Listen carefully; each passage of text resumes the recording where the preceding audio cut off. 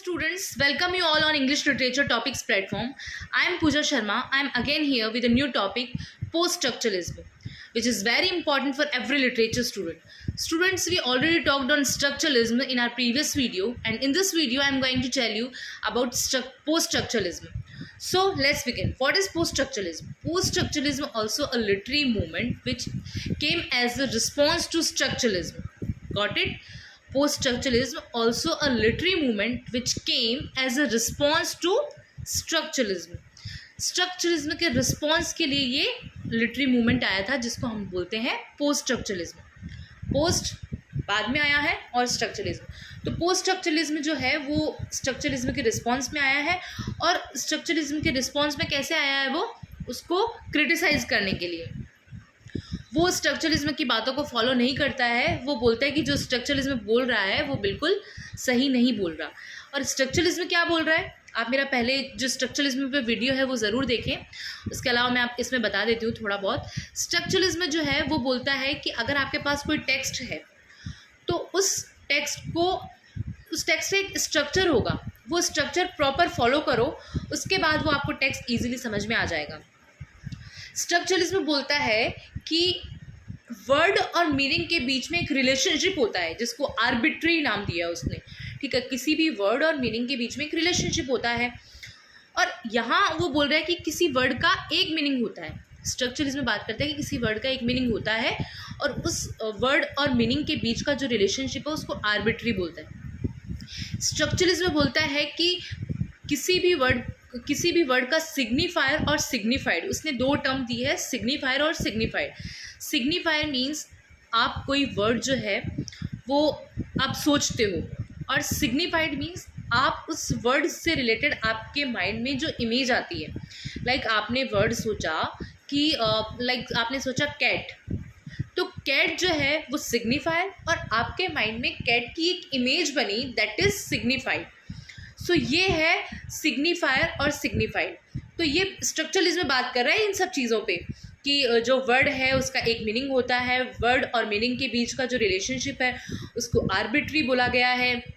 Signifier और signified ऐसी terms उसने स्ट्रक्चरलिज्म ने दी है. स्ट्रक्चरलिज्म बोल रहा है कि हमारे पास किसी टेक्स्ट के लिए प्रॉपर स्ट्रक्चर होना चाहिए कि कब उसकी बिगनिंग हुई कब एंडिंग हुआ. उस स्ट्रक्चर को फॉलो करके हम किसी भी टेक्स्ट को इजीली समझ सकते हैं. ठीक है, हमें ह्यूमन कल्चर पता होना चाहिए. स्ट्रक्चरलिज्म इस चीज़ पे बात करता है. ठीक है, और स्ट्रक्चरलिज्म आया था अबाउट 1950 और 60. और ऐसे ही पोस्ट स्ट्रक्चरलिज्म कब आया है, 1960 के आसपास पोस्ट स्ट्रक्चरलिज्म आया है जो कि बिल्कुल रिस्पॉन्स कर रहा है स्ट्रक्चरलिज्म को, उसके एक तरह से उसके अगेंस्ट है, वो उसकी बातों को फॉलो नहीं करता है पोस्ट स्ट्रक्चरलिज्म.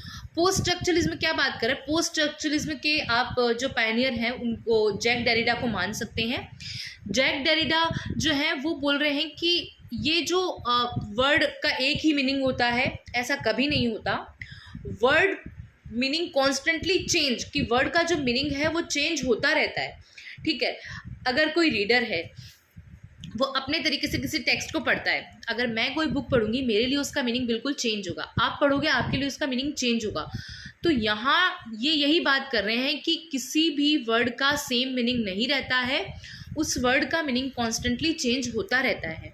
ठीक है, तो ये स्ट्रक्चरलिज्म के अपोज में बात कर रहे हैं कि नहीं. स्ट्रक्चरलिज्म कह रहा है कि किसी वर्ड का एक मीनिंग होता है, वर्ड और मीनिंग के बीच में रिलेशनशिप होता है.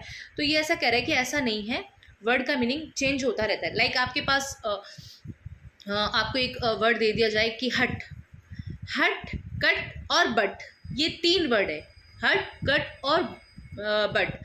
सबके पीछे यूटी आ रहा है. हट HUT, बट BUT और CUT कट. ठीक है, यूटी सबका सेम है बट जो फर्स्ट अल्फ़ाबेट है वो तीनों का अलग है. ठीक है, H है, B है और C है.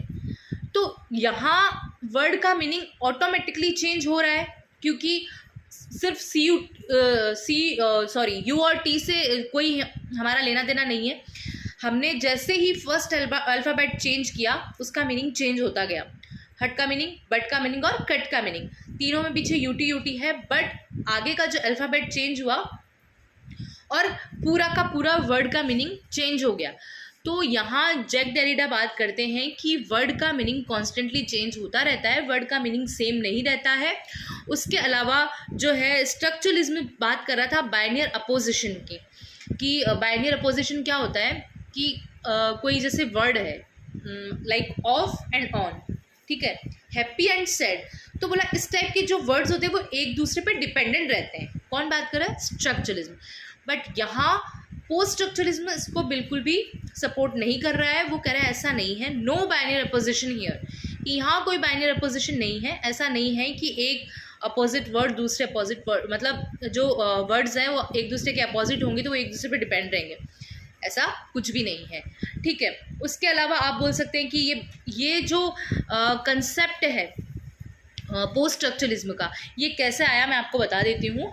ये आया जो जैक डेरिडा है उन्होंने एक आप बोल सकते हैं कि एक बार पेपर पब्लिश किया, वो अपने लेक्चर दे रहे थे, उस पेपर का नाम था structure, sign and play in the discourse of human sciences. Structure, sign and play in the discourse of the human sciences, जो आया था 1966 में। उसमें इन्होंने ये पोस्ट स्ट्रक्चरलिज्म की बात करी है। और ये कैसे जो है इनके माइंड में ये सब चीज़ें कैसे आई?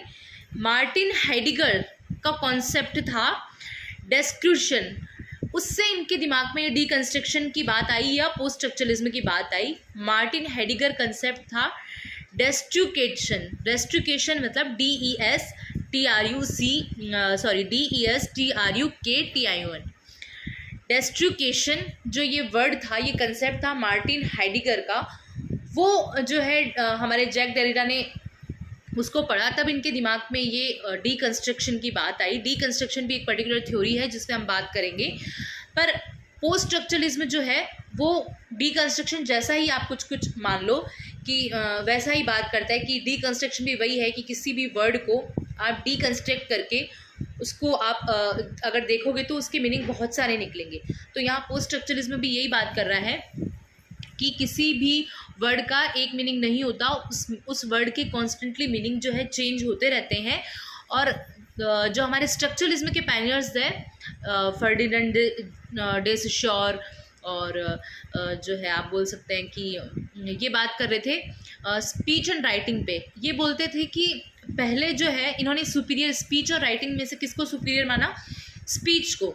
इनका बोलना था कि स्पीच, हम कोई चीज़ बोलेंगे तब उसको लिख पाएंगे अच्छे से। और यहाँ पोस्ट स्ट्रक्चरलिज्म वाले कह रहे हैं कि नहीं, कोई भी वर्ड आप पहले लिखोगे उसके बाद आप उसको बोल पाओगे, ठीक है।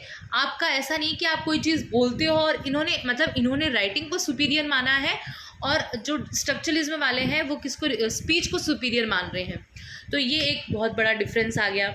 उसके अलावा ये बोल ही रहे हैं कि मीनिंग जो है कॉन्स्टेंटली चेंज होता रहता है और नथिंग इज़ फिक्स्ड।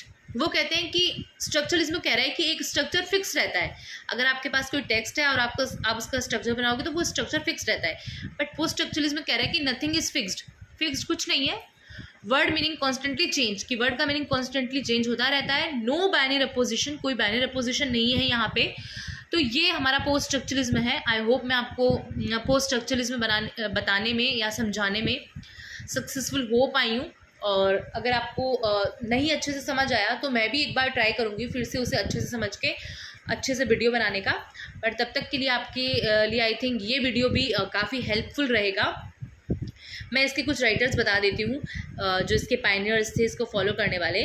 तो Roland Barthes, Jacques Derrida, Michel Foucault, Gilles Deleuze, Jean Baudrillard. तो ऐसे कुछ प्रोनाउंसिएशन इनका थोड़ा सा हो सकता है कि मुझसे मिस प्रोनाउंस हो जाए क्योंकि काफ़ी डिफ़िकल्ट रहता है।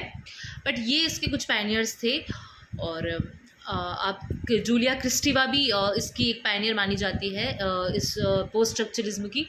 तो इन्होंने अपनी कुछ बुक्स भी लिखी। तो आप जो है गूगल पे पोस्ट स्ट्रक्चरलिज्म के जो पायनियर्स हैं वो और उनकी बुक्स लिख सकते हो, उनकी बुक्स का और उन पायनियर्स का एक आप अपने नोट्स बना सकते हो। तो ये आप कर सकते हो और इस वीडियो को देखें। Nothing goes waste. हो सकता है कुछ नहीं समझ में आने से बेटर कुछ तो आपको समझ में आए इस वीडियो में, तो कुछ भी वेस्ट नहीं जाता है। और आपके लिए चाहे थोड़ा सा हेल्पफुल रहे ये वीडियो, पर आई एम श्योर कि ज़रूर हेल्पफुल रहेगा। Thank you.